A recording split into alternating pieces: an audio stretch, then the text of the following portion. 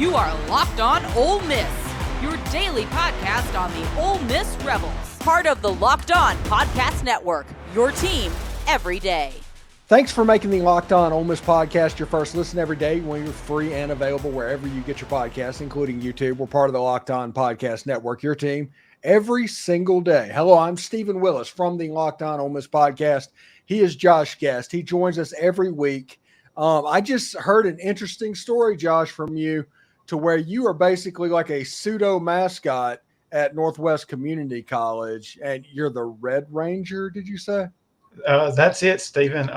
We do the whole wear colors for home games, football games, and things. And I had the most red stuff in my closet of the colors. We do navy, we do the powder hair, some kind of blue. We call it something else, but it's really close to powder. And so, I'm talking red shoes, red socks, red shorts, red shirt, and I've since obtained a cape and a wig and a mask. So I can be all redded out with the best of them. So there may or may not be videos of the Red Ranger riding on the back of a golf cart across campus or on top of the sign out front or some other things.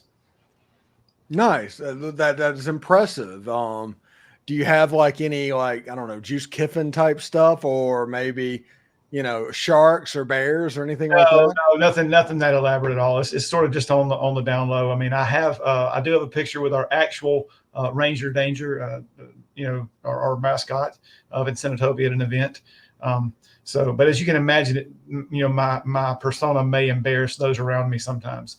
So I was just thinking, we had when we had the meet and greet, the best two looking parking spots were beside each other in Ridgeland, Mississippi, with your red truck and my red truck. So yes. just saying, just throwing it out there. Because I have a Red Ranger. You do have a Red Ranger. Mm-hmm. So if you were nearby and we had the homecoming parade, you would have to drive me around in the bed for the parade. Yeah, I'm pretty sure that is like a rule, honestly. Yes.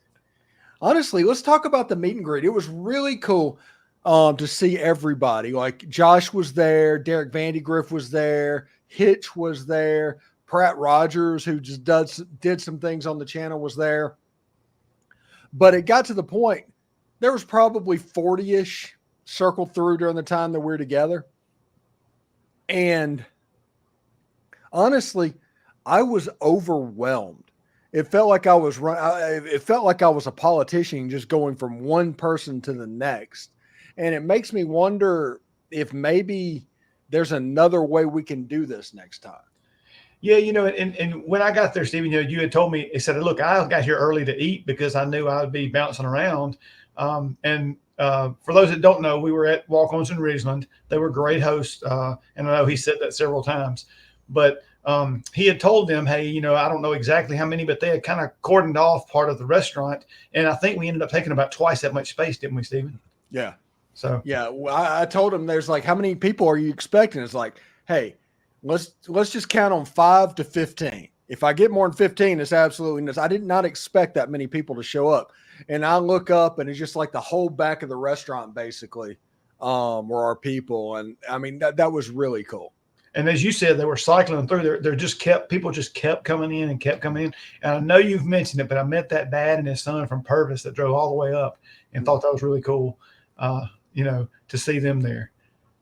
Yeah, and somebody I started college back as soon as I graduated high school. I went to William Carey for a year, and that's on the south side of Hattiesburg. So I know where Purvis.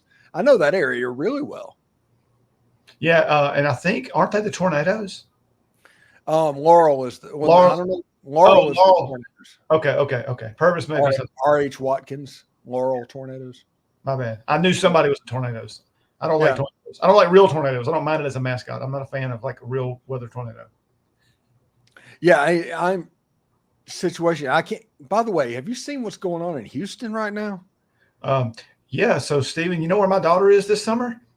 In Texas. And every week this summer, she is in the Houston metro area except this week. This week, her team is in Austin. So I cannot say how blessed we feel that she is not in the Houston area, the greater Houston area. That's where she's at all summer this summer doing camps with kids. Yeah. And that was a Cat 1 hurricane. And for those that know, a Cat 1, that's basically a strong thunderstorm. Mm-hmm. That's what that is. And there's millions of people without power in Houston right now. Yep. And I have a cousin that's there too right now, and that's what can't, Me too. So it's like if that hurricane would have hit Florida, the next day, the restaurants would have been open. And Yep. I mean, whenever Ian, which was a Cat 5 hit, now granted, by the time it got to us, it was a Cat 1, but when it hit the next next day, we went and ate Mexican. Yeah.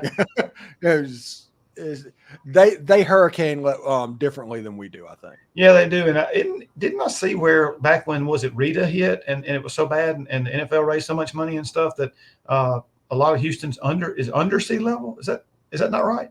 No, that could be right because New Orleans is absolutely under sea level. So that would make sense for the area.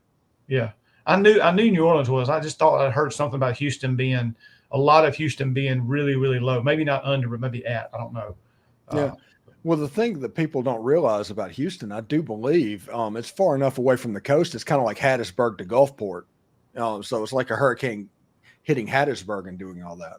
Yeah, it's really weird. But I think isn't there some waterways and bays that come up in towards Houston maybe that help with I shouldn't say help. It helps the storm surge get there, hurts the city because the water can get there. Yeah, I'm not exactly sure about the geography. I just know that it's inland a little bit. Yeah. So interesting stuff. Anyway, thanks for making the Locked On Ole Miss podcast your first listen every day. When we come back, we will talk SEC Media Days and just SEC topics in general. I love sports. I love them so much. I never want them to stop. But as the playoffs wind down, we get fewer and fewer games. And the sports aren't sportsing the way I want them to. But FanDuel lets me keep up with sports whenever I want. All I have to do is open the app and dream up bets anytime I am in the mood. And this summer, FanDuel is hooking up all customers with a boost or a bonus daily. Maybe you can use that bonus to bet on the Ole Miss Rebels over-under of wins currently set at 9.5. Maybe you're interested in the Ole Miss making the playoff line is at minus 122. Or maybe you want to get a little bit granular and bet on Jackson Dart to win the Heisman Trophy at plus 1,500. Maybe that is your flavor. That's right. There's something for everyone every day all summer long. So head over to FanDuel.com/lockedon and make the most out of your summer. FanDuel, it's the official sports betting partner of Major League Baseball. Are you watching Fox Sports or ESPN on your TV all day and you have to turn down the volume with all of that shouting? Make the switch to Locked On Sports today. It's a free 24/7 sports streaming channel programmed for you each and every single day to bring you the biggest stories without all of that screaming. Locked On Sports Today brings you can't miss analysis, opinions, news, all streaming 24/7 on YouTube or the free Amazon Fire TV channels app, part of the Locked On Podcast Network, your team every day.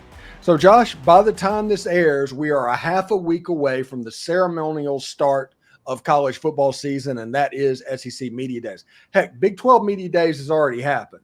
So, SEC Media Days, Monday, that's Lane Kiffin. We're going to start talking about all SEC teams and rankings and all of that stuff. So what are the things that you are most looking forward to from next week? Well, I kind of giggled there a little bit because you said Big 12 Media Days have already passed, and I was like, they have? That's how much attention I paid. But where are they this year? They're in Dallas, the state of Texas. Mm-hmm. And Texas has made the news when the Longhorns swept in and took Schlossnagle right after the College World Series from the Texas A&M Aggies. And let me preface this, Stephen, by saying that my trip to A&M was one of my favorite road trips we've been on. Not only did the Rebels get a big win, that was a Cody Pruitt. I think he had a pick six in that game, and it got close at the end, but they scored 2 late touchdowns when we had the junior high team from South Mississippi on the field. Purvis. Yeah, it wasn't even Rebels on the field. We got people out of the stands to play defense the last 2 drives, and they scored, made it 35-20 or 34-20. But it was a blowout. But the stands, we were up in the top of the end zone, and the stands shook back and forth with the people swaying. We could feel the stands moving, which is kind of creepy. It was a great trip, but the people were so nice. I was really struck by how nice the people at A&M treated us when we were on their campus. Same thing. It was very similar when I went to Georgia. It was really, really cool. The Georgia people were so nice. Now, Vandy, on the other hand, I was scared for my life inside the stadium in Vandy. It was crazy. People say LSU. Vandy was the one that really got me. But nonetheless, poor old A&M, they're just having a conniption fit about all this stuff. And so I know you've talked about, should we bring Texas Tech in? Let's get the Red Raiders in there. I don't know.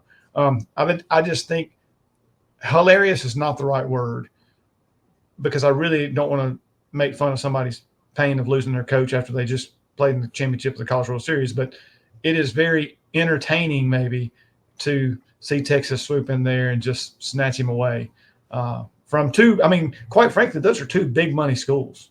Mm-hmm. I mean, big money. That's Godzilla versus Mothra, right? Yeah, I mean, it's so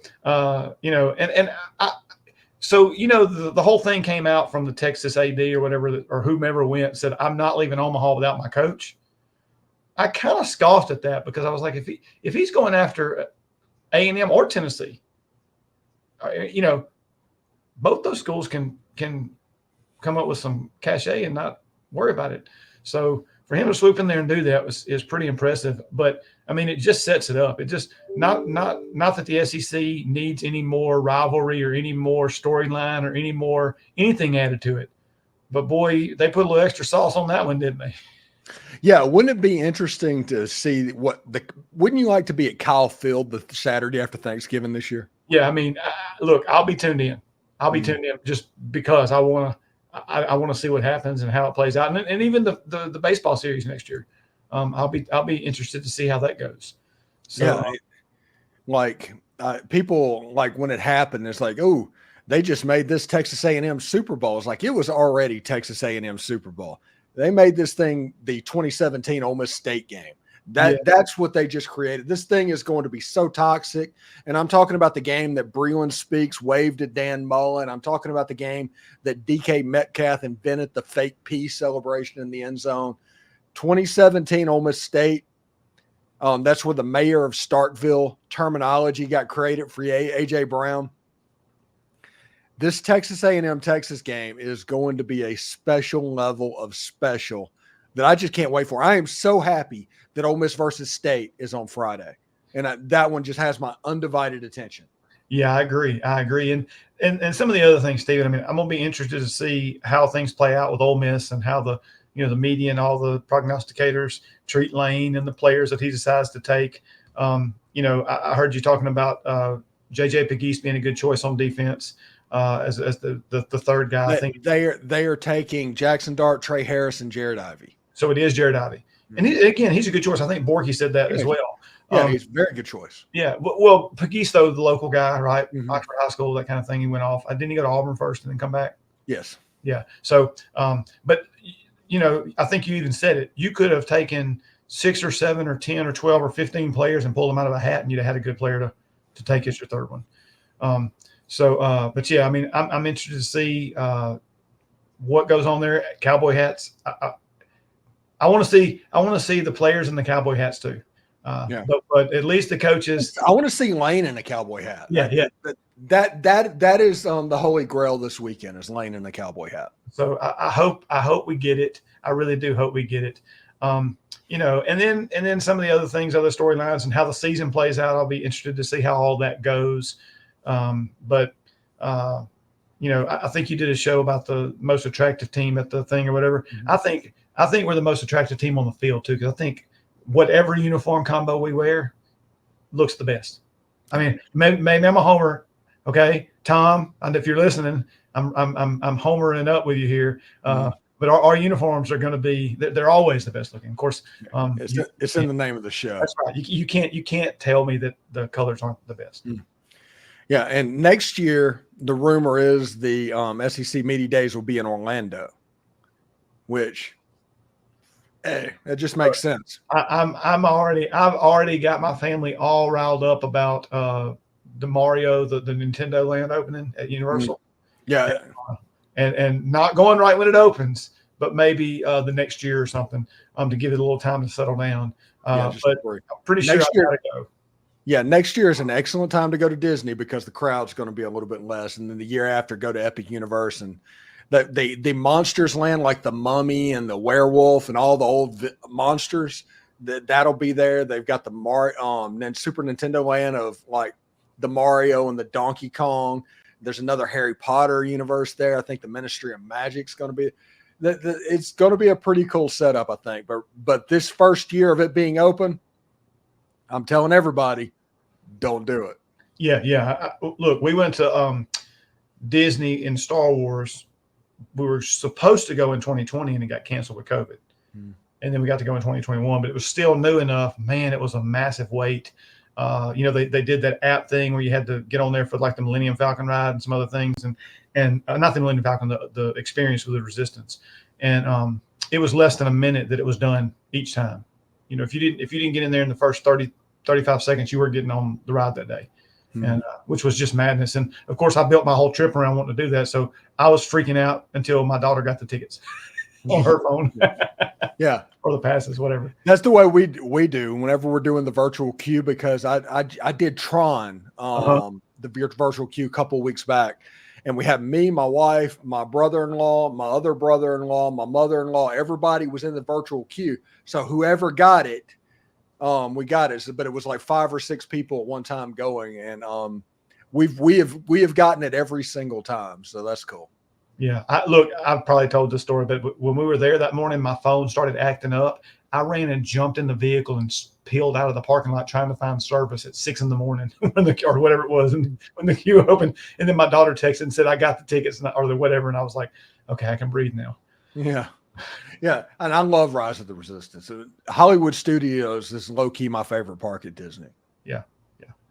Rise of the Resistance, Hollywood Hotel, or the Tower of Terror, Rock and Roller Coaster. The Indiana Jones stunt show is my low-key favorite thing to do there. So, yeah, it's pretty great. I have a great memory in that one as well, the Indiana Jones. Yeah. Thanks again for making the Locked On Ole Miss podcast your first listen every day. We're free and available wherever you get your podcast, including YouTube. We're part of the Locked On Podcast Network, your team, every single day. Josh Guest joining the show this week like he always does. What do you have going on this week, bud? It's a little warm. Actually, got the home plate on my hat here, did a little showcase this morning with my son, first one ever. And I let him get out there and just kind of mix it up a little bit. But baseball, we're kind of shutting down for a minute. We are headed to Houston, if we can, to see an Astros game and visit our daughter. So hoping that they get things sorted out there by the weekend, because that's where we are on our way to this weekend, though, is to Houston. So we won't be playing baseball or watching or something. We'll be watching the Astros play. I can't remember who they're playing. But we don't care. We're going to see our daughter, so that's what we're going to do. Nice. Congratulations. Tell everybody I said hey. Anyway, thanks everybody for watching, and we will catch you next time. Take care. Howdy, toddy, go Rebs.